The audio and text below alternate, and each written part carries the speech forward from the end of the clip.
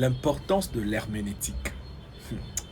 C'est bien de lire la Bible, mais c'est mieux de la comprendre. Pourquoi?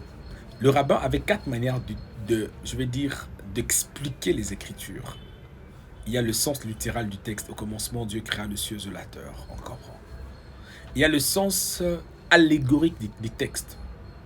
Il y a le sens énigmatique du texte. Et il y a le sens, si on peut le dire comme ça, mystique du texte. Prenons un exemple très simple. Car Dieu a tant aimé le monde, il a donné son Fils unique. Le contexte historique, Jésus s'adressait à Nicodème. Alors pourquoi Dieu parle du Fils unique? Parce que c'est comme une sorte de contradiction. Il est écrit dans Genèse chapitre 5, Adam, fils de Dieu. Exode chapitre 4, Dieu dit aux enfants, il dit à Moïse justement, Israël, mon fils, mon premier-né. Si vous lisez peut-être Job chapitre 1er, on parle de le fils de Dieu. Et il y a aussi, on appelle ça comment? Genèse chapitre 6, le fils de Dieu virent que le fille des hommes était belle. Il faut maintenant comprendre, parce que si vous consultez les dictionnaires, je pense du livre de Genèse, si on consulte les dictionnaires, chapitre 1er là, le fils de Dieu virent que le fille des hommes était belle. Les dictionnaires vont nous dire que le fils de Dieu, littéralement, ça veut dire Bana et Nzambe. Or, c'est une erreur. Les fils de Dieu dont il est question là-bas sont les anges. Alors, si vous n'avez pas la compréhension, ça sera une erreur grave. Raison pour laquelle je me suis décidé de vous accompagner pendant quelques semaines. J'ai ouvert cette chaîne pour permettre à ceux que vous ayez plus de lumière dans l'interprétation des Écritures.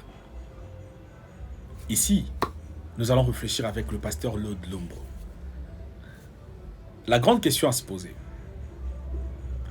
Qu'est-ce qui peut étonner Dieu? Avant d'aller plus loin, aime la vidéo, c'est pour nous soutenir. Aime, s'il te plaît, clique. Aime juste la vidéo, c'est pour nous soutenir. Merci beaucoup. L'ange, ou du moins le Seigneur lui-même, dire à Abraham, y a-t-il rien qui soit, merci mon frère, y a-t-il rien qui soit étonnant de la part de l'Éternel? Généralement, on pense que l'ange, pourquoi je dis l'ange? Que le Seigneur, parce que les 3 hommes, c'était le Seigneur et 2 anges.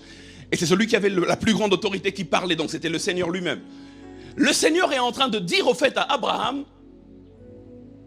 je peux tout faire. Pourquoi Sarah me limite? Généralement, c'est seulement dans cette direction-là qu'on part. En d'autres termes, est-ce étonnant que l'Éternel te donne un enfant, Sarah? Rien n'échappe à sa puissance. Et si l'on voit les choses dans cette direction, alors la phrase de l'Éternel est en train de traduire son omnipotence. Comme pour dire, je peux tout. Pourquoi tu t'étonnes que je te donne un âge avancé? C'est pas avancé pour moi. Je peux te donner un enfant. Je suis omnipotent. Mais il y a une deuxième direction possible à l'interprétation de cette phrase.